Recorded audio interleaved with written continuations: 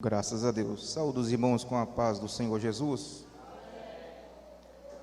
Louvar a Deus pela vida do pastor Rafael, sua esposa. Quero louvar a vida pela vida do pastor Fernando, que nos trouxe até aqui. Chegamos, né?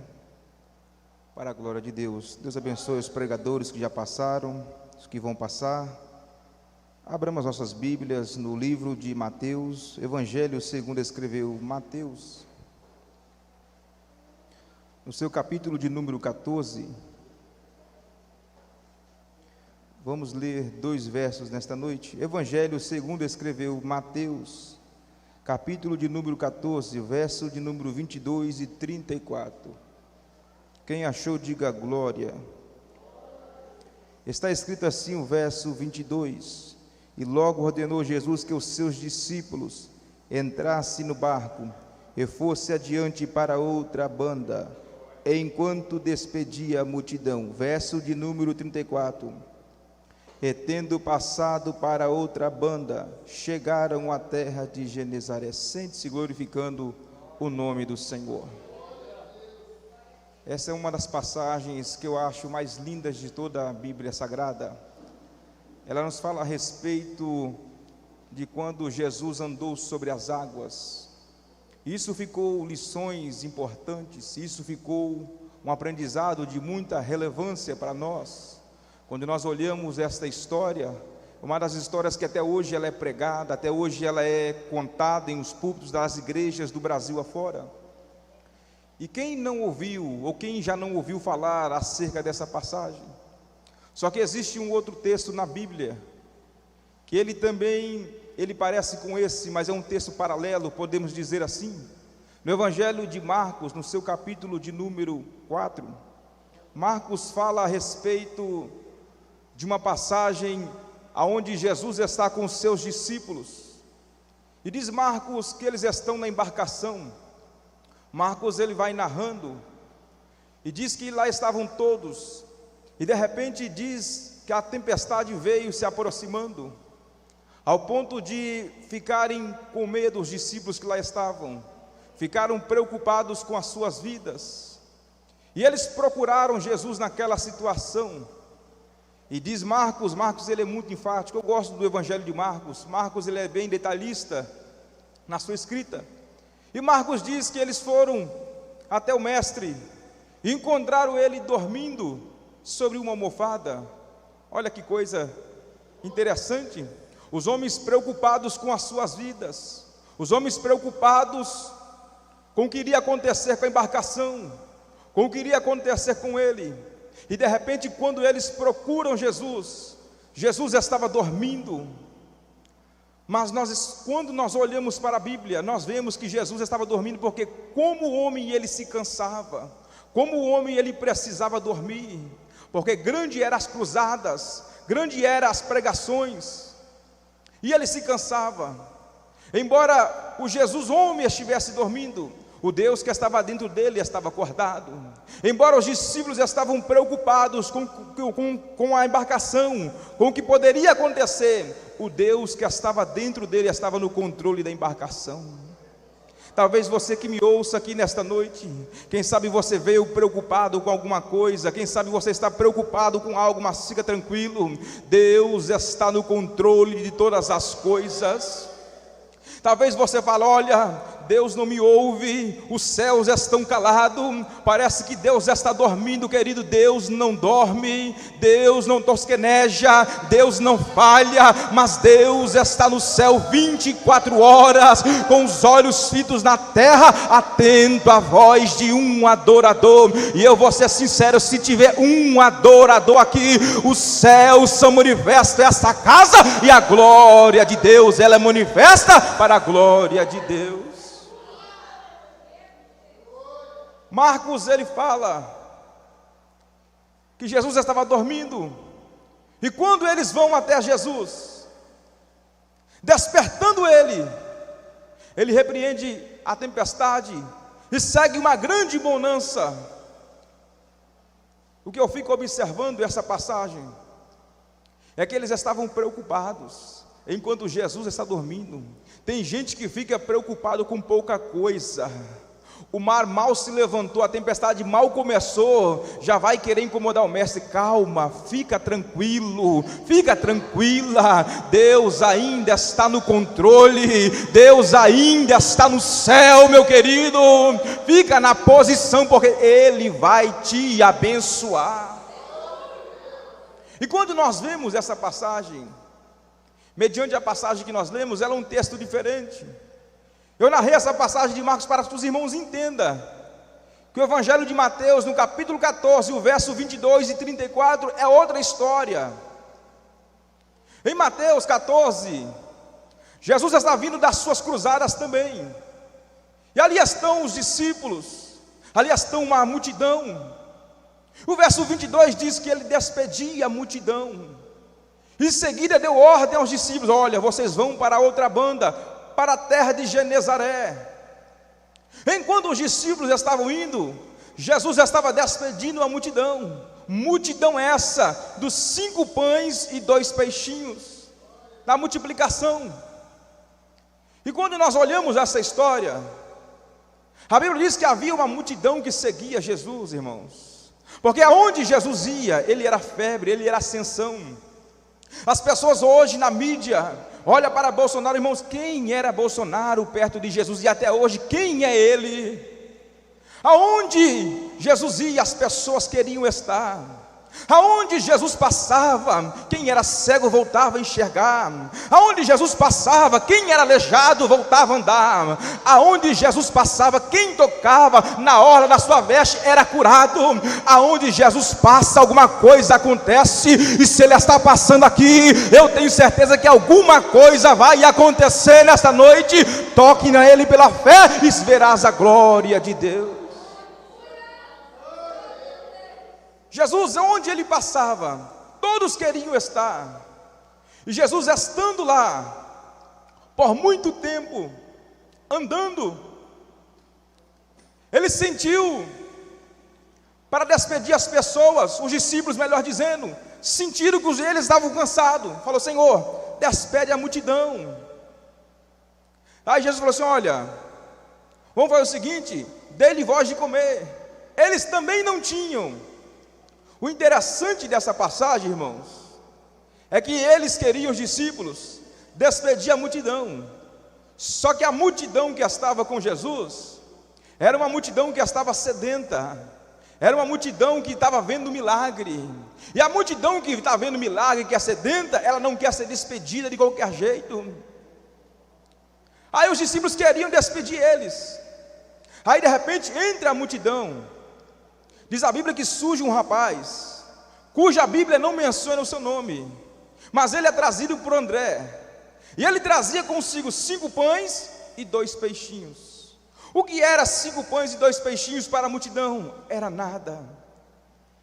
Eu acredito que o crente, quando ele está com fome, irmão, 5 pães e 2 peixinhos para ele não é nada, ele come e devora, e a bênção é grande. Irmãos, porque o crente é pentecostal, viu? Quando come... Hoje mesmo eu vou sair daqui, eu vou comer com vontade, irmãos, viu? Crente pentecostal gosta de comer. Aí o povo estava com ele por muito tempo. Os discípulos queriam despedir. Só que os discípulos que estavam lá estava André, lá estava Pedro, lá estava Tiago. Já eram homens, com seus ministérios já eram reconhecidos. Eram homens que estavam ladeando, ombreando o ministério com Cristo. Mas quando precisou do ministério deles, eles não souberam, eles não comportaram a altura, mas queriam despedir o povo. Só que eu louvo a Deus, irmãos, que Jesus não despede ninguém de mão vazia. Se você veio receber nessa noite, te prepare, porque você não vai sair da mesma maneira que entrou, para a glória de Deus. Eles queriam despedir. Aí de repente eu louvo os céus, irmãos, que sempre tem na igreja um crente doido que dá lugar para o Espírito. E André, ele não era diferente. Ele trouxe um rapaz da multidão. Imagine só, irmãos, quando André saía, quem sabe, ele estava com Jesus. Aí ele ia até a multidão. De repente a multidão virava o foco olhando. e observando, quem sabe pensava assim: será que ele é parente de André? Será que ele é parente de Jesus? Será que ele é parente de um dos discípulos? Não, irmãos, ele era apenas um anônimo que deu lugar para o Espírito. Deus é especialista em pegar anônimos que dá lugar para o Espírito. Deus é especialista para encontrar pessoas aonde ninguém encontra. Eu tenho a convicção e a certeza que Deus nesta noite, neste culto, está encontrando alguém aqui, um anônimo, um rabisco de Deus na terra, e se tiver, Deus vai levantar para a glória dele. Aleluia! Imagine só a cena. Quando ele ia indo, todos olhavam, mas quando ele estava na multidão, ninguém olhava. É sempre assim. Quando você está na multidão, você é apenas um número. Quando você não está com o microfone na mão, você é apenas um número. Mas quando você pega o microfone na mão, que o Pai chega junto, todos olham para você diferente. Todos que não davam nada para você falam assim: esse aí não é aquele que estava lá, não parece, mas é ele sim, querido. É ele que Deus escolheu, é ele que Deus está levantando. Porque até então ele estava na multidão, mas quando ele vem, todos ficam olhando. Todos querem saber de onde ele é, de onde ele veio, quem é ele, qual é o seu nome. Mas a Bíblia não deixou registrado o seu nome. A Bíblia fez questão de deixar registrada a sua obra. Aí eu fico observando hoje em dia, na igreja, o que tem de discípulo, que quer ter muito nome, mas quer fazer pouca obra. Os discípulos tinham muito nome, mas na hora que precisou deles dentro da igreja, eles queriam despedir o povo. Você quer ver uma coisa? Eu dirigi igreja, fui pastor de igreja, irmãos, eu sei como que é. Quando você chama alguém para dirigir certo departamento, e fala melhor, olha, o departamento é coluna de fogo, irmãos, vamos pegar por exemplo, mas não tem nenhuma irmã no ciclo de oração. Aí ele fala: pastor, isso não é comigo. Mas quando está cheio, não precisa o pastor falar: pastor, você sabia que o meu chamado é dirigir ciclo de oração? Quando tem poucas pessoas para pregar na igreja, ele não quer. Mas quando está cheio: pastor, você sabia, pastor, que eu prego? Irmãos, o que tem de obreiro oportunista, o que tem de crente oportunista, o que tem de pessoas aproveitadores, sanguessuga, o sangue do Cordeiro te repreenda nesta noite. Nós vemos que hoje em dia, eu não sei aqui, mas para lá de São Paulo, tem muitos títulos hoje em dia. Antigamente você via pastor, presbítero, evangelista, diácono e auxiliar. Hoje em dia é tanto nome, tanto apelido. Hoje em dia as pessoas não querem ser mais pastor, querem ser apóstolo. Aí de repente não querem ser mais apóstolo, porque está cheio de apóstolo, quer ser bispo. Mas de repente não querem mais ser bispo. Agora está vindo uma moda aí, é o patriarca, é o profeta, o reverendo. Irmãos, eu não sou contra, irmãos, mas desde que faça a obra. O que tem de pessoas que querem ser, mas não querem fazer, querem pregar, mas não querem ser servo. Primeiro temos que servir a noiva do Cordeiro, para que Ele possa nos levantar, e Ele fará a sua vontade. Aí os discípulos queriam despedir. Aí aquele rapazinho, ele deu lugar para o Espírito. Ele trouxe 5 pães e 2 peixinhos, irmãos. 5 pães e 2 peixinhos era nada, mas o pouco na mão de Jesus é muito. Se você colocar o pouco que você tem, o pouco que você é, o pouco da sua fé, o pouco de você, na presença dEle nesta noite, eu tenho absoluta certeza que Ele vai honrar a sua fé, Ele vai te abençoar, Ele vai te exaltar, e o nome dEle será glorificado. Irmãos, eu pregando o evangelho nesses anos, por bondade de Deus, em alguns estados, eu nunca vi Deus decepcionar ninguém, eu nunca vi Deus desamparar um anônimo. Todos anônimos que colocaram a sua esperança e a confiança em Deus, Deus certamente o honrou. E esse jovem, esse rapaz, ele não era ninguém, mas bastou ele ir para Jesus, na presença de Jesus. Todos olhavam para ele diferente. Eu quero que a partir de hoje as pessoas não dão nada por você, não dão nada, quem sabe, por esse trabalho na cidade de Itinga, mas só porque esse trabalho veio para Jesus, só porque você veio para Jesus. Te prepare para o crescimento, te prepare para a bênção de Deus que virá sobre a sua vida. Eu profetizo um novo tempo, eu profetizo que a bênção será recalcada, sacudida e transbordante. E se você acredita, levante a sua mão, abra a sua boca e adore ao nome dele nesta noite. Eu fico observando que aquele rapaz, ele não era ninguém. Trazia consigo 5 pães e 2 peixinhos. Olha como Deus faz. Caiu na mão de Jesus, irmãos, o pouco virou muito, e a bênção foi abundante. Aquele moço, ninguém olhava para ele até então. Aquele moço, ninguém reconhecia ele. Mas a partir daquele dia, a sua história foi mudada, a tua história foi marcada. A partir daquele dia, as pessoas passaram a olhar para ele diferente.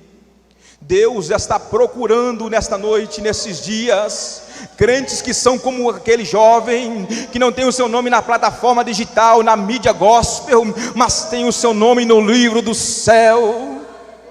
Deus está procurando crentes de verdade, crentes que ainda oram de joelho, oram pela madrugada, crentes que ainda pagam o preço, crentes que ainda querem ver o céu pelo lado de dentro. Nós já estamos vivendo um tempo de apostasia, um tempo de escassez espiritual. Mas aquele jovem, ele era diferente. Eu quero crer que Deus vai levantar uma nova geração, que não tem um nome na fama, mas tem um nome no céu. Deus vai levantar uma geração que tem pão e tem peixe, tem pão e tem peixe, tem pão e tem peixe. Aonde está essa geração que Deus vai levantar para a glória dele? E o que eu acho interessante é que após a multiplicação, Jesus despede o povo. O verso 22, despede os discípulos, fala para eles: olha, vocês vão para o outro lado, vocês vão para a terra de Genezaré. E eles vão, porque o discípulo é obediente. E enquanto eles estão indo, diz a Bíblia que Jesus sobe o monte para orar. Olha aí, irmãos, coisa boa é orar. Jesus dando exemplo de oração, e tem crente que não gosta de orar, irmãos. Eu aprendi no começo da fé que a oração, ela tem começo, meio e fim. E quando eu vejo Jesus, irmãos, após aquele grande milagre, ele subindo e indo orar, eu entendo que Jesus estava indo a agradecer a Deus pelo milagre, irmãos. Eu acredito que ele foi falar: Senhor, Pai, obrigado pelo milagre, obrigado, Senhor, pelas vidas que foram alcançadas nesse dia. Aí eu te faço uma pergunta nesta noite: será que você já agradeceu a Deus pelo milagre? Será que você já agradeceu a Deus pelo milagre, pela oportunidade de poder respirar esse ar, de estar na presença de um Deus grande? O que tem de pessoas ingratos hoje em dia? Irmãos, eu vinha de avião para cá. Eu confesso que foi o meu primeiro voo. E eu vinha de avião, pastor Fernando. E quando o avião foi subindo, irmãos, eu falei assim: quando ele chegar lá em cima, eu vou começar a orar. Eu aproveitei o momento, irmãos, e comecei a falar: Senhor, é o momento que eu chego mais perto do Senhor, do céu, é agora. É o momento de poder orar. É o momento, Senhor, da oração chegar mais rápido. O que tem de pessoas que não aproveitam a oportunidade, irmãos. Tem pessoas que ficam olhando a paisagem, ficam olhando, é bonito sim, irmãos, fica olhando outras coisas, irmãos. Aproveite a oportunidade, não deixe a oportunidade escapar. Se você veio nesta casa, querido, com o intuito de adorar, adore a Ele de verdade. Ei, nós não prestamos culto a homem, mas nós prestamos culto a Deus. Deus, Ele é glorioso, Deus, Ele é fiel. Nós não prestamos culto para homem. Se bem que tem uma geração que gosta de prestar culto para homem, irmãos, gosta de reverenciar o homem, mas eu louvo a Deus que ainda tem uma geração aqui nesta igreja, na cidade de Tinga, que adora o Deus dos céus. Aonde está essa geração? Deixa eu ver a geração que adora o Deus dos céus. Aleluia! E quando nós falamos em orar, oração é coisa boa, irmãos. A oração, ela te leva a lugares que você jamais sonhou. A oração, ela move montanha. Eu vou falar por mim, irmãos. Eu, quando começo a orar, e na minha oração, na minha intimidade com Deus, a primeira coisa que eu falo, irmãos, como ser humano mortal: Senhor, me perdoa os meus pecados, perdoa, Senhor, as minhas falhas. E depois eu começo a adorar a Ele, irmãos, e começo a falar: Senhor, Tu és lindo, Tu és santo, Tu és maravilhoso. E começa, irmãos, a mandar beijinho para o céu, e começo a fazer reverência com as mãos, e dobrando o joelho em direção à terra, em direção ao pó, e começo a adorar a Ele, irmãos, e começo a falar: Senhor, eu te adoro pelaquilo que o Senhor é, não pelaquilo que o Senhor me dá. Tu és eterno, Tu és santo, Tu és infalível, Tu és o Cordeiro de Deus que tira o pecado do mundo.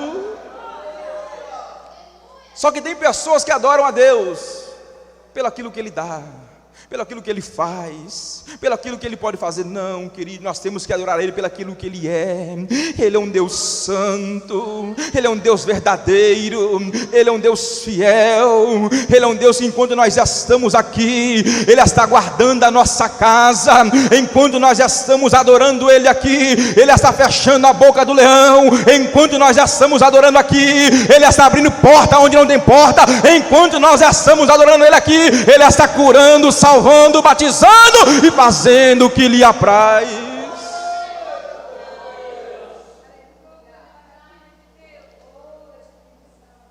Eu ainda sou, irmão, daqueles crentes antigos que aprendeu na Assembleia de Deus que o culto ele começa com oração na igreja, sim, mas vamos falar um pouco mais para trás. O culto ele começa em casa, porque tem hora que o crente vem para a igreja, aí ele fala assim: eu não sei, o pastor pregou, mas a mensagem não estava legal.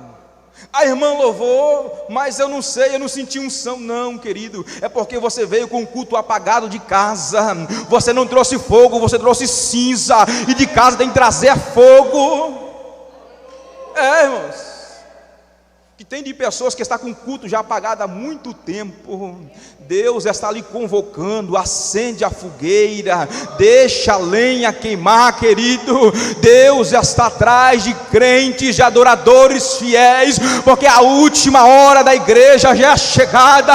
Muitos já estão dormindo, mas a igreja verdadeira, ela está acordada e vigilante, esperando o noivo voltar.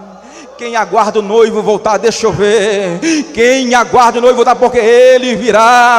Ele fez a promessa que iria para o Pai, mas iria voltar para nos levar para Ele. Eu ainda aguardo essa esperança. Eu ainda aguardo meu Senhor. Eu costumo dizer também, irmãos, eu sou meio doido, irmãos, meu jeito de ser. E eu falo assim: olha, eu acredito. E eu falo isso para todo mundo. Tem pessoas que zombam da gente. Eu acredito que os meus olhos carnais verão Jesus voltar, irmãos. Eu acredito que a nossa geração é a geração do arrebatamento. Agora, o que tem de crente disperso, o que tem de crente que acha que Jesus vai voltar daqui uns 100 anos, o que tem de crente: olha, eu vou morrer, vai vir os meus filhos, os meus netos, Jesus não vai voltar. Para com isso, te apruma, crente. Ei, te converta, mantenha a chama acesa, a esperança, porque o mesmo Senhor virá do céu e vai vir nos buscar para nós estarmos com Ele. Aleluia. E os discípulos estavam indo para onde Jesus disse. Enquanto Jesus está no monte, orando, está com o Pai na sua intimidade, na sua plenitude da glória, os discípulos estão indo. Quem sabe eles falavam consigo: olha, você viu o milagre que ele fez? Você viu o milagre que ele operou? Verdadeiramente esse é o Cristo que nós havíamos de seguir, o Cristo que havia de vir. Eu entendo que eles na embarcação, irmãos, era só euforia, só alegria, porque eles testemunharam o grande milagre, a multiplicação dos pães e dos peixes. Imagine só, irmãos, ver aquela maravilha, aquela beleza de milagre. Aí agora eles vão alegres. Só que enquanto eles já estão alegres, já estão felizes, o tempo vai mudando. O cenário que era de alegria vai se convertendo em cenário de frieza, de medo, de incertezas, porque de repente o tempo começa a fechar. Diz a Bíblia que a tempestade ela se levanta. Os discípulos que estavam indo tranquilamente, calmos, começam a ficar preocupados. E nessa ocasião Jesus já não está na embarcação, irmãos. Se com Jesus na embarcação eles já estavam com medo, imagine sem Jesus na embarcação, irmãos. O que é do ser humano?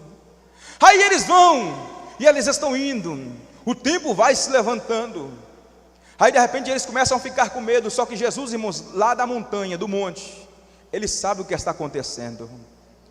Tem hora que a gente fica preocupado: Senhor, eu vou perecer, a minha casa vai perecer, Senhor, o que vai acontecer? Fica tranquilo, irmãos, Ele está te contemplando lá dos céus. Fica tranquilo, Ele está te contemplando do cume do monte. Ele sabe quem é você, Ele sabe do jeito que você está, da maneira que está. Ele te conhece. O homem pode não te conhecer, o homem pode não te dar nada, mas Ele sabe como você veio neste culto, como você está, e te prepara, querido, te prepara, querida, te prepara, igreja. Ele vem ao seu encontro nesta noite.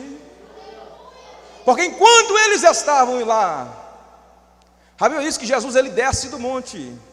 E o interessante é que quando nós olhamos a Bíblia, o Novo Testamento sempre tinha outros barcos à disposição de Jesus, para que ele fosse atravessar, para que ele fosse de encontro aos discípulos.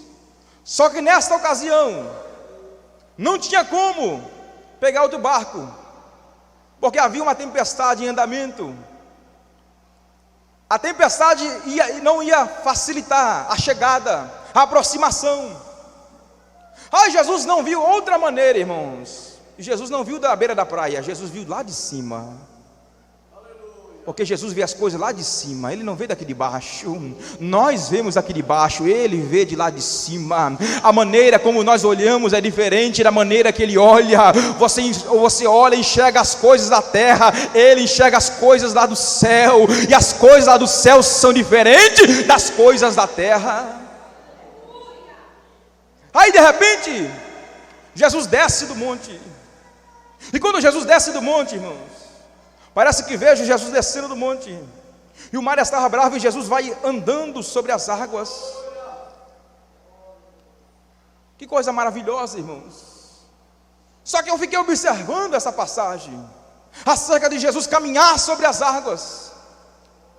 Eu comecei a ver, irmãos, que aquilo era mais que anormal, porque Jesus estava caminhando sobre as águas, mas com um propósito.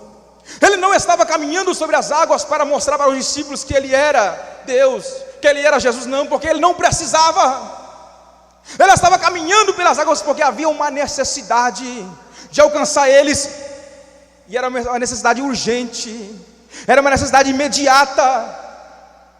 Aí Jesus falou assim: olha, eu preciso descer, eu preciso de encontro a eles no sobrenatural, porque eles precisam da minha ajuda. É hoje, é agora, o momento é agora. Eu vou descer hoje do monte, hoje eu vou descer, e vou descer com poder, autoridade, e vou caminhar sobre aquilo que está causando medo, está caminhando sobre aquilo que está causando medo sobre eles.